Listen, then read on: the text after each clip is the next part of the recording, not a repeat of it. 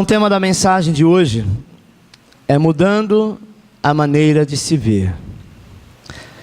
Sabe, irmão, semana passada falamos de como Deus nos enxerga pelas lentes de Cristo. Saber como Deus te enxerga, isso é fundamental, amém? Porém, não é o fim. Saiba que em nossa vida aqui na terra, nós precisamos constantemente mudar a maneira de nós nos enxergarmos. Porque a maneira que você se enxerga é aquilo que você vive. Você acredita que tem pessoas que têm condição, mas adora, acha o máximo, ou acha que está tendo algum tipo de proveito, quando elas não precisam, mas estão sabendo que o governo está dando leite? Ela vai lá, entra na fila do leite. Está dando cesta básica, ela entra na fila da cesta básica. Ela não tem necessidade.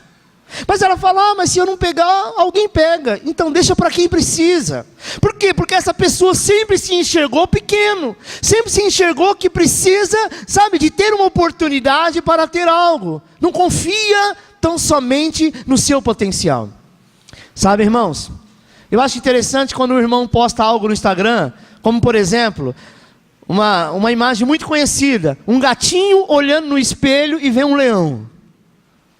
Você fala, ai que fofo.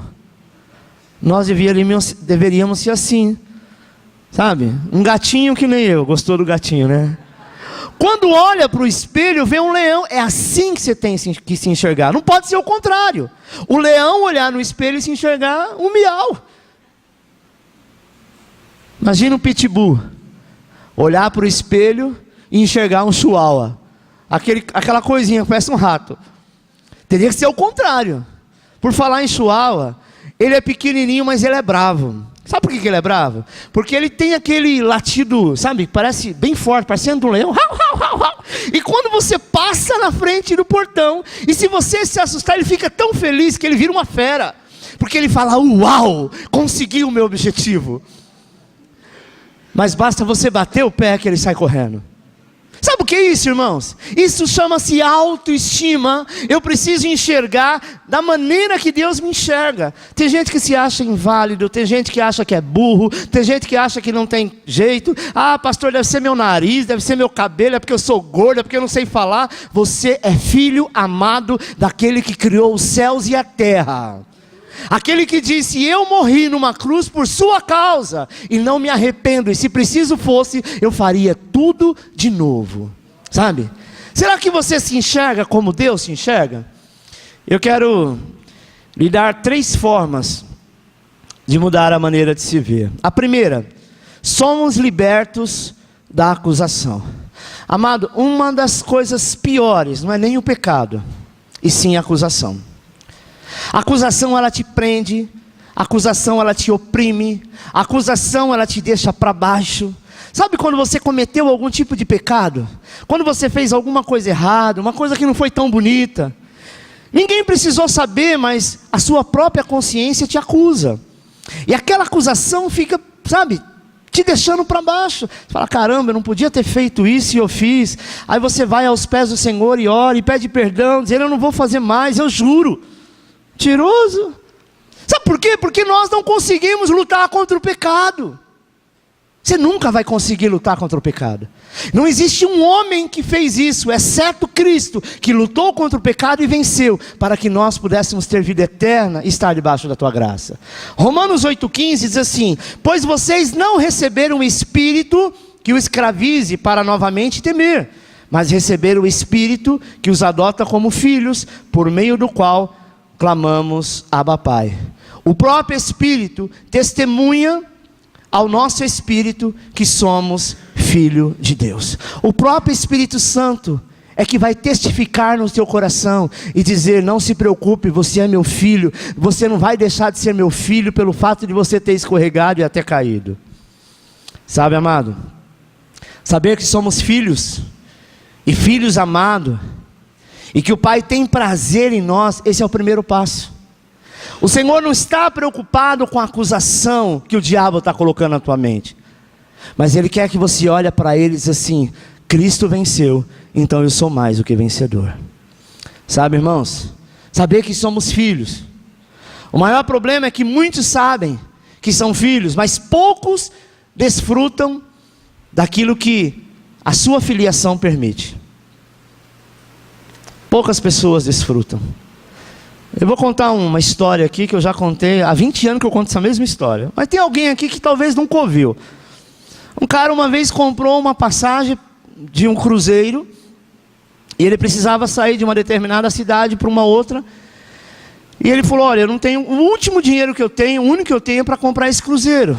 Ele é caro, mas eu vou precisar ir nele, só que eu não vou ter dinheiro para comer. Porque o que eu tenho, eu vou estar pagando a passagem. Passou, entrou, e daqui a pouco, amado, ele olhou para um lado, olhou para o outro, e falou, bom, como eu não tenho dinheiro mesmo, eu não vou ficar no meio desse povo chique. Porque tem o jantar do comandante, né? Porque tem o jantar A, B e C, é tudo muito luxo. Ele falou, eu não vou ter dinheiro. O que eu vou fazer? Eu vou lá para baixo.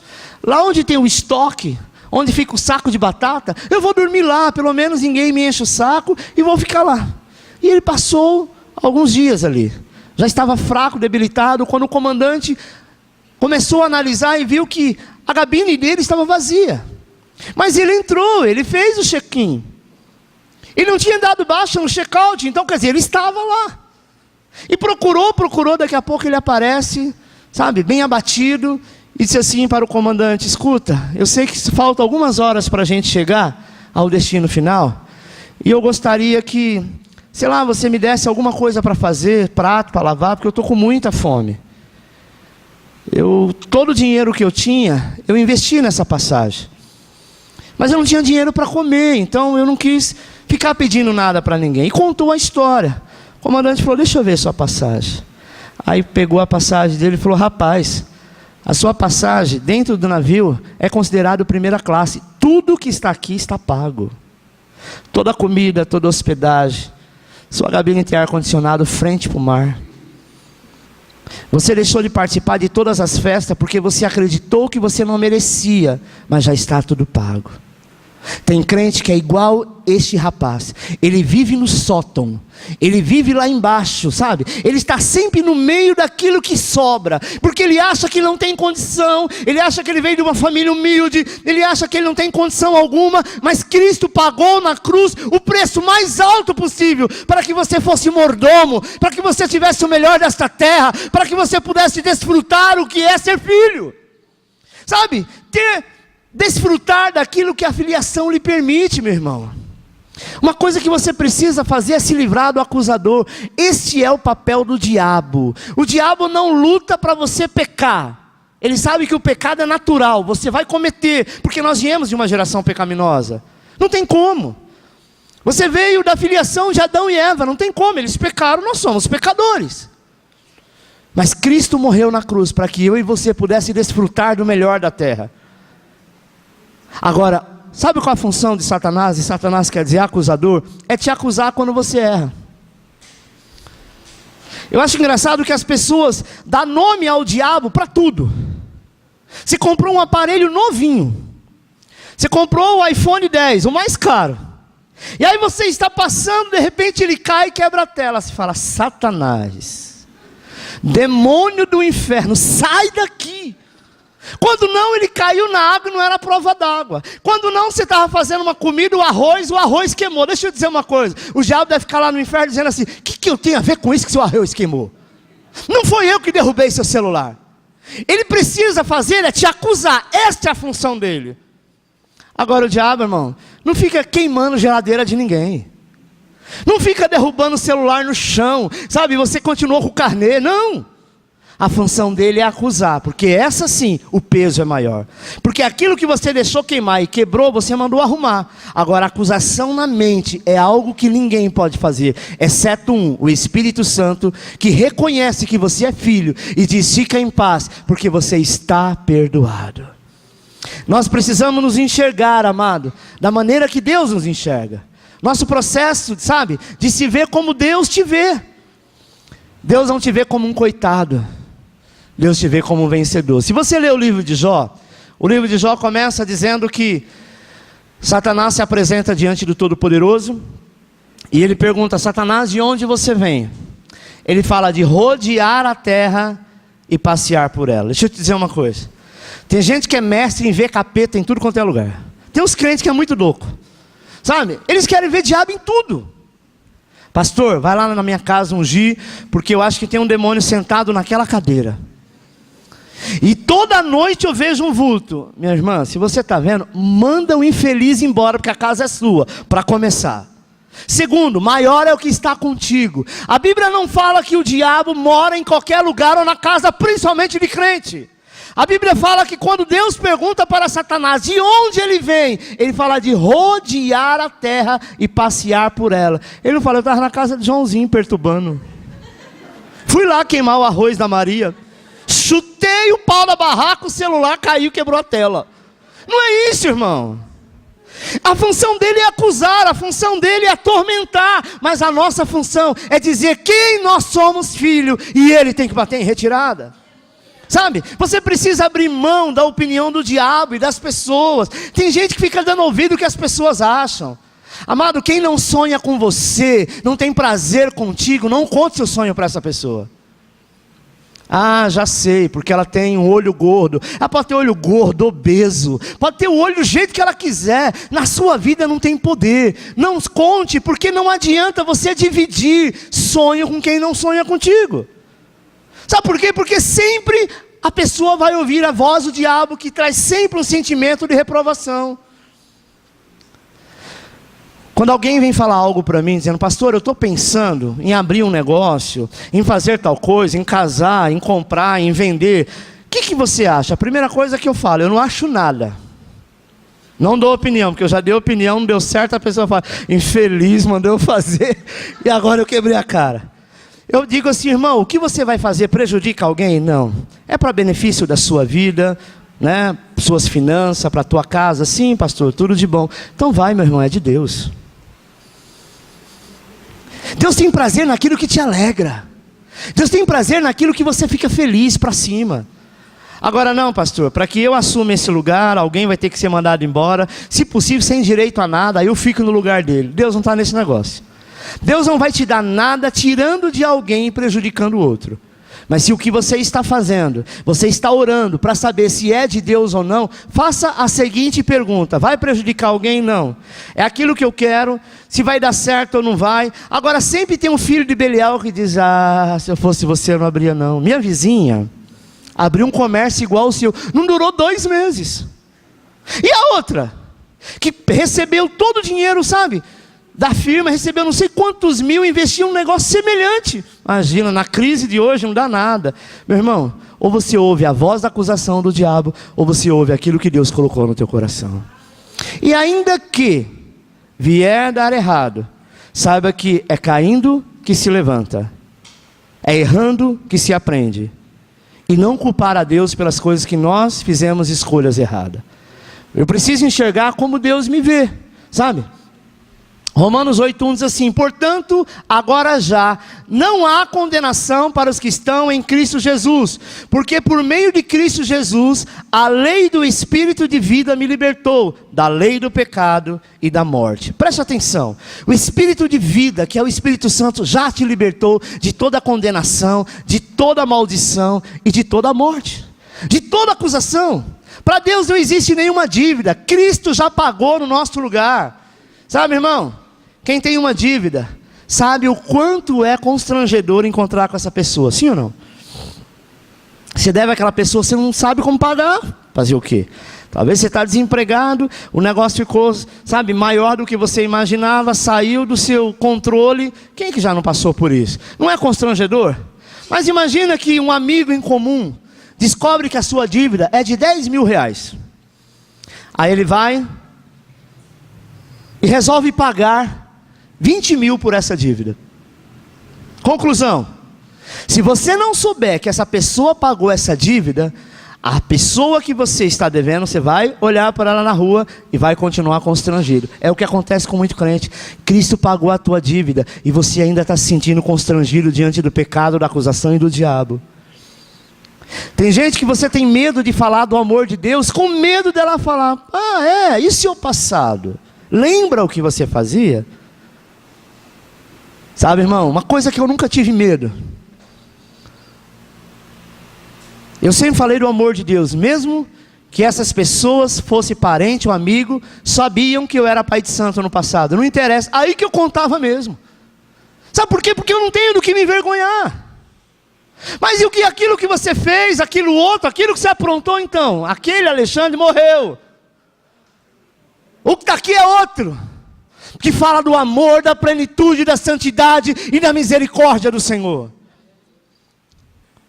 Alguém um dia me disse assim: você só mudou do time, mas você continua o mesmo. E por quê?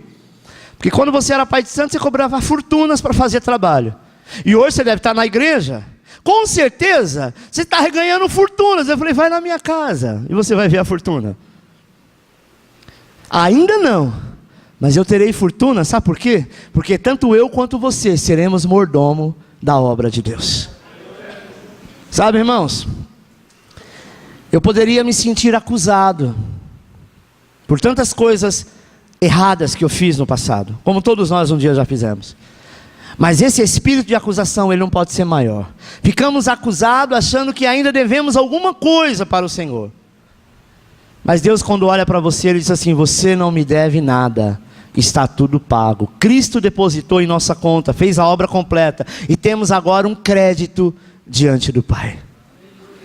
Sabe, irmãos? Segundo, nós somos tal qual Ele é.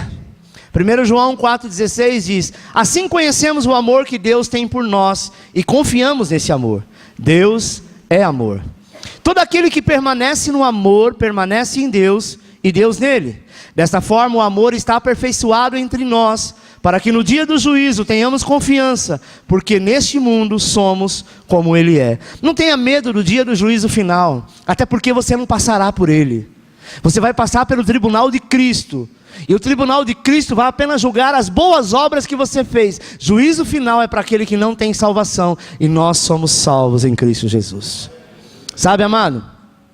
Para mudarmos a maneira de como enxergamos, você precisa se apropriar da sua posição espiritual. Repita comigo: as circunstâncias não nos definem. Alguém às vezes está passando por uma situação difícil, uma circunstância complicada, e você talvez se define porque está passando aquilo, ou alguém te define. Não aceite isso. Hoje você está por baixo, é uma fase, mas amanhã você vai estar por cima, e quando você chegar lá, Deus vai fazer você entender que aquela fase que você passou por baixo não é castigo. Deus não pode nos castigar, porque se Ele nos castigar, Ele está invalidando tudo aquilo que Cristo fez. Cristo foi castigado em nosso lugar. Aquilo é apenas para você aprender, para que por aquele buraco você não tenha que passar mais. Porque quanto mais, amado, nós contemplamos Jesus, mais nós somos transformados. Quanto mais você ouve da palavra de Deus, quanto mais você aprende da palavra de Deus, mais você se torna profissional. Profissional, pastor? Sim. Estou fazendo uma alusão aqui, sabe? Uma ligação. Quanto mais eu ouço daquilo que eu estou aprendendo na faculdade e começo a praticar, melhor eu fico. Sim ou não? Nós iremos viver com essa palavra eternamente. Então é tempo de você colocar em prática e viver. É tão bonito você ver pessoas contando o testemunho do que Deus fez. Amado, é muito lindo, mas o mais lindo ainda é quando isso acontece com você. Quando você coloca em prática e você pode testemunhar. Segundo Coríntios 3,17 diz assim: ora, o Senhor é o Espírito, e onde está o Espírito do Senhor, ali há liberdade. Amado, sabe por que Paulo fala dessa liberdade? Porque tem pessoas que ainda continuam presas, com medo, achando que se morrer amanhã, sabe, pelas coisas que eu fiz, eu vou para o inferno. Deixa eu dizer uma coisa: sabe o que é salvo, ser salvo? Muitas pessoas não entenderam a função disso ainda. Quando nós somos salvos de alguma coisa. Eu estava me afogando, e foi lá o resgate, o bombeiro, e me salvou. Salvou do quê? Da morte, do mar ou da piscina, das águas. Então essa é a salvação. Cristo é o nosso Salvador. Ele nos salvou do quê? Deste mundo? Não, Ele nos salvou da condenação eterna, do inferno. Se Ele te salvou e te trouxe para Ele como filho, Ele não vai te lançar fora a hora que você pisar na bola. Amém? Uma vez que você nasceu de novo, não tem como voltar mais. É como uma mulher que deu à luz a um filho. Ele pode ter acabado de nascer, ela não pode falar: me arrependi, põe para dentro de novo. Tem jeito? Não. Não tem como. Nasceu é uma nova vida, é um ser. Você é um ser no mundo espiritual. Amém? E todos nós, que com a face descoberta contemplamos a glória do Senhor, segundo a sua imagem, estamos sendo transformados com glória cada vez maior, a qual vem do Senhor, que é o Espírito. Você pode não perceber, mas você que se converteu há pouco tempo, daqui a um ano, você vai olhar para trás e vai dizer: meu Deus, quem eu era, quem eu sou. As pessoas vão olhar para você, não vai saber nem quem você é. Perdão, não é isso que eu queria dizer. As pessoas vão olhar para você e talvez não reconheça quem você era. Porque ela fala: eu não sei o que aconteceu contigo, tem um ano que eu não te vejo, mas tem alguma coisa diferente. Sabe o que é isso? A glória de Deus que agora resplandece na sua face. Talvez você fale: não, pastor, mas eu tenho uns pensamentos que só Deus, eu tenho até vergonha de pensar, de tão feio que é. Ele sabe que você tem essas recaídas, mas você nunca deixou de ser filho. Contemplar é admirar, e adorar é querer. Quando eu contemplo a Cristo, eu admiro, e quando eu adoro, eu quero ser igual a Ele. Toda vez que nós adoramos ao Senhor, nós estamos dizendo: pela nossa adoração, eu quero ser igual a Ti. Amém? Basta você admirar uma pessoa que você se tornará igual a ela. É ou não é? Tem gente que tem um ídolo. Recentemente, no Brasil, não sei se você ficou sabendo, tinha um jovem que ele queria ser o Ken. Quem é o Ken? É o namorado da Barbie. Lembra disso? Que ele morreu e tal. Agora apareceu um outro. Muito esquisito esse. O outro era mais bonitinho. Esse é minha cara minha quadrada. Horrível. Vocês viram também, né? Eu estava num programa aí ajudando não sei quem. Eu não lembro, eu vi. No Rodrigo Fá. Você assistiu, né, Glaucio? Falou: esse é o quem? O quem é ele? Porque não parecia nada, enfim. Ele admira o boneco e ele se transformou. Como tem moças que admiram a Barbie e arrancam até algumas costelas para ficar parecida. Porque quando nós admiramos uma pessoa, nós passamos a ser igual àquela pessoa. É por isso que as pessoas começam a olhar para você e ver algo diferente. Eu não sei explicar, mas tem algo diferente em você. Sabe por quê? Você anda com Deus, você anda com Cristo e você começa a se parecer com Ele. A Bíblia diz, amado, que quando nós fechamos a porta para o Senhor, nós nos desviamos da presença do Senhor. O demônio que estava sobre a tua vida, ele foi embora, mas se ele vê que a casa está vazia, vazia sem Cristo, ele volta e traz 7 demônios piores. É por isso que nós devemos estar sempre na presença de Deus. Você pode dizer: pastor, mas eu estou gordinho, eu vou ficar pelo menos um mês sem almoçar, sem jantar. Você vai morrer. É ou não é? Porque não é parar que vai resolver.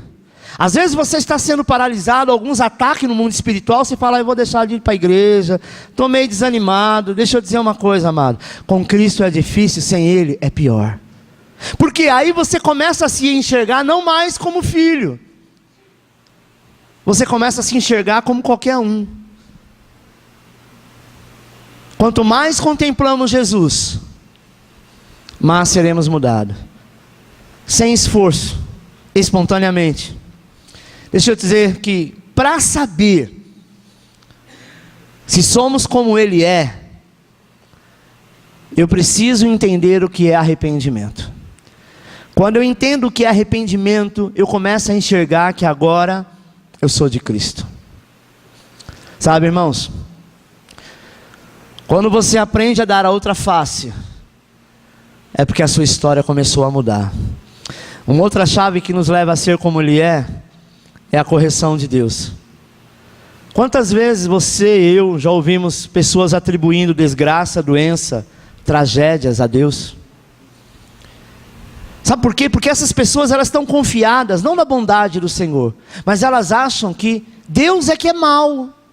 Imagina um terremoto, a guerra na Síria, jogaram até bombas químicas, crianças morrendo. Como é que Deus deixa isso? Primeiro que eles não adoram a Deus, eles adoram a Alá. Alá é o Deus da ira, e ira, que eu saiba, é do diabo. Preste atenção. Não existe maldade no Senhor. Tem um símbolo, eu não lembro o nome, parece dois peixinhos, um preto e um branco. O preto tem o olhinho branco e o branco tem o olhinho preto. Como que é? Yin e Yang. Yin. Bem e o mal. Alguém um dia não era convertido e falou: Deus é igual a isso aqui. Ele não é tão bom quanto parece, o diabo não é tão ruim quanto dizem. E você sabe que por muito tempo eu acreditei nesse negócio? Até o dia que eu conheci a bondade do Senhor. Até hoje eu fico pensando, cadê a maldade dele? A maldade é do homem. E mesmo na sua maldade, como eu pratiquei tantas, ele foi lá e me resgatou. E não tinha castigo, não tinha maldade. Mas hoje Deus quer nos abençoar. Sabe por quê, amado? Deixa eu te dizer uma coisa. A maior culpa são dos nossos pais, desculpa, porque eles aprenderam com os pais deles. Fala para a criança: não mexe aqui. A criança vai e mexe. Não mexe, criança, Deus vai te castigar. E a criança mexe, machucou o dedo. Aí a mãe, toda cheia de justiça própria, fala: não te falei que Deus ia te castigar? Essa criança cresce com medo de Deus. A criança já nasce, fica rapaz e fala: não, eu vou para a igreja para quê? Para cair lá endemoniado? Porque cresce com medo de Deus. A mão de Deus vai pesar sobre você. Você fez algo errado, por isso que ficou aleijado. A pessoa está doente, morreu, aí chega os amigos, dá um tapinha nas costas, fica em paz. Ele morreu, ficou esses anos todos sofrendo, com câncer em estado terminal, mas essa é a vontade de Deus. Que vontade de Deus nada, irmão? Deus não tem prazer nisso. Mesmo sendo um cristão, Deus não tem prazer na enfermidade. A Bíblia diz que Deus tem prazer na morte do justo, porque o justo quando morre, ele volta para casa. Mas Deus não tem prazer na doença.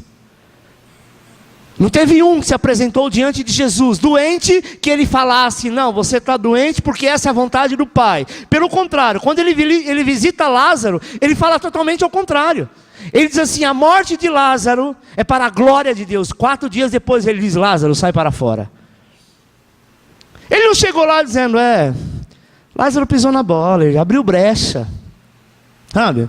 A brecha dele foi tão grande que o próprio Deus o matou.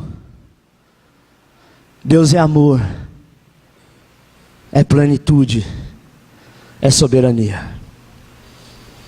O sacrifício de Cristo, amado, foi suficiente. Então Deus não precisa castigar. Na época da lei, antes de Cristo vir ao mundo, através da lei era olho por olho, dente por dente. Mas a partir de Cristo, a graça inundou a terra. Então eu quero dizer que maldição hereditária não é para a sua vida. Nunca espere algo ruim de Deus. Ele é totalmente amor. Terceiro e último. E o que a graça fez comigo? Sabe, irmão, diante de tantas boas notícias, talvez você se questione, dizendo: qual será o estilo de vida de alguém que anda na graça? Às vezes você vai dizer: pastor, agora eu posso fazer o que eu quiser, porque eu estou na graça? Eu sempre sou indagado com esse tipo de pergunta. Mateus 5,38 diz assim: vocês ouviram o que foi dito, olho por olho e dente por dente. Mas eu lhes digo, não resistam ao perverso. Se alguém o ferir na sua face direita, ofereça-lhe também a outra. E se alguém quiser processá-lo e tirar-lhe a túnica, deixe que leve também a capa. Se alguém o forçar a caminhar com ele 1 milha, vá com ele 2. Dê a quem lhe pede e não volte as costas. Aquele que deseja pedir-lhe algo emprestado. Aqui Jesus está nos mostrando que somente Ele poderia cumprir a lei. Ele cumpriu para que nós não temos essa condição. Sabe? Muitas pessoas olham esse texto e dizem assim: não, se alguém der um tapa na tua face, dê a outra face. Não é no sentido literal da palavra. Jesus, ele fala que ele poderia fazer isso. É tanto que quando foram prender ele no Getsemane, Pedro saca a espada do soldado malta e corta a orelha do cara. Cristo poderia ficar lá do outro lado: bem feito, mexeu comigo, mexeu com os manos. Não! Ele vai, pega a orelha do homem e faz o milagre na hora, cura. E mesmo assim o homem sai acompanhando ele para prendê-lo até chegar à morte de cruz. Porque Cristo foi para a cruz, não foi porque prenderam, porque chegou a hora. Ele diz, é chegado a minha hora. Sabe, irmãos? 1 Coríntios 15, 56 diz assim, o aguilhão da morte é o pecado, e a força do pecado é a lei. Mas, graças a Deus, que nos dá a vitória por meio de nosso Senhor Jesus Cristo. Porque a vitória é Cristo que nos dá. A lei é para condenar. A lei dizia que você não podia fazer um monte de coisa. Você sabe, tinha várias situações. Você acha que a lei se resume em 10 mandamentos? Não é verdade. A cada mandamento tinha sua sequência. No final tinha mais de 640 mandamentos. Você poderia cumprir a vida inteira. Um dia que você quebrasse, você voltou a estaca zero. Ou seja, a lei não foi criada para ser cumprida por homens. Nem Moisés, que escreveu nas tábuas da lei, recebeu as tábuas da lei, não conseguiu cumprir. Por que não conseguiu? Porque Deus deixou algo impossível para o homem cumprir. O único homem que podia cumprir a lei foi Cristo. E Cristo cumpriu para que eu e você pudéssemos agora ser filho. Talvez você me pergunte assim, pastor, por que Deus criou a lei então? Muito simples essa pergunta, essa resposta. O povo saiu do Egito, 400 anos cativo no Egito. Eles tinham lei para tudo. Era olho por olho, dente por dente. Eles achavam assim, para conseguir alguma coisa, eles precisavam fazer uma oferenda. Aí fazia oferenda para os deuses, e os deuses então davam. Por mais que isso não entrou neles, mas eles tinham esse conhecimento, esse conceito. Sabe, irmãos, uma coisa que nós precisamos entender, é que você não precisa fazer nada, apenas confia que você é filho. Ah não, hoje eu acordei, vou fazer minha boa ação do dia, para que de repente Deus olha para mim, aquele pedido que eu estou fazendo, Ele vai se compadecer com a minha boa ação, e aí Ele vai me dar. Não se engana, isso é justiça própria. Ele vai te dar no momento que você confiar, porque a fé é que agrada o coração de Deus. Amém? Quando Jesus se depara com a mulher adúltera, no ato de adultério, Ele não disse para ela, olha aqui, eu estou te livrando e a partir de agora você viva do jeito que você quiser. Foi isso que Jesus disse para ela? Ele disse para ela o quê? Vá e não peques mais. Mas Jesus é a graça. Se a graça fosse de qualquer jeito, Ele dizia assim, não importa o que você vai fazer. No momento que você estiver lá adulterando, só lembra, glória a Deus. E está tudo certo. Não foi isso que Ele disse. Ele disse assim, vou te perdoar, vou te livrar, os teus acusadores não podem te apedrejar, mas a partir de agora, vá e não peques mais. Tem gente que acha que porque está na graça, porque é salvo, tem que andar com uma vida de qualquer jeito, sabe, totalmente desgovernada. Amado, o pecado ele mata, o pecado ele destrói, o pecado ele deixa marcas terríveis. Amém? Nesta noite o Senhor quer que você possa enxergar, possamos nos enxergar como Ele nos enxerga. Em todo convite é importante que haja uma resposta. Deixa eu só abrir um parênteses aqui, já estou terminando. A partir do momento que você conheceu a Cristo, a tua palavra é sim, sim, não, não, ok? A Bíblia diz o que passa disso é procedência maligna. Eu vou citar um exemplo simples. Nós precisamos ter palavra como homens e mulheres de Deus. Todo convite precisa ter uma resposta. Alguém vai fazer uma festa, sei lá, você nem é muito amigo dessa pessoa, mas ela resolveu te chamar. Sabe o que a maioria das pessoas fala? Nada a ver, mandou me chamar, mas eu nem tenho amizade com essa pessoa.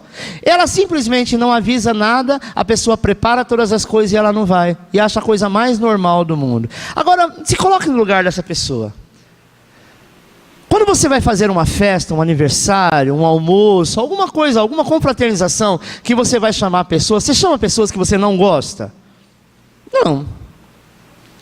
Você chama pessoas porque você quer agradar aquela pessoa, mas você não vai com a cara dela? Não. Ainda que você não tenha muita intimidade, mas o fato de você chamar é porque você quer uma aproximação, sim ou não? E não é um desrespeito você preparar tudo e na última hora a pessoa não aparecer e nem te dar uma satisfação? E para ajudar, quando você encontra ela na rua, ela fala: nossa, esqueci. Não está de estrangular? A gente, nessa hora a gente sai da cruz e quer estrangular a pessoa. Não é verdade? A Bíblia diz, amado, que quando nós somos convidados, o Senhor também quer uma resposta nossa. Então aquilo que você faz aliança com Deus, cumpra, porque Ele te convida para te abençoar. Quantos estão dispostos a dar uma resposta ao Senhor nesta noite? Se você está disposto a dar uma resposta ao Senhor, eu gostaria que você saísse do teu lugar. Que resposta é essa, pastor? Eu quero mudança de vida, eu não quero ser mais como eu sou. Eu quero me enxergar agora da maneira que Deus me enxerga. Talvez até aqui você não se enxergou assim. Talvez até aqui você só deixou a acusação entrar na tua mente. Talvez até aqui você ficou se comparando com Joaquim, com a Maria, que é melhor do que você. O Senhor está te convidando hoje. Se você ainda tem esse sentimento de se sentir menosprezado, para baixo, sempre, sabe, se posicionar abaixo de todo mundo, Deus quer mudar a sua história hoje, porque Ele quer provar mais uma vez que você é filho, e filho abundante. Como forma de resposta, eu quero que você quiser esta oração, saia do teu lugar, venha aqui à frente, e Deus vai mudar a sua maneira de ver. E para isso Ele vai colocar algumas circunstâncias para que você tenha a resposta. Lembre-se, livre-se da acusação. Você é como Ele é, e a graça está com você em todo o tempo. Você precisa mudar a maneira de se ver. Feche os teus olhos, eu quero orar por você.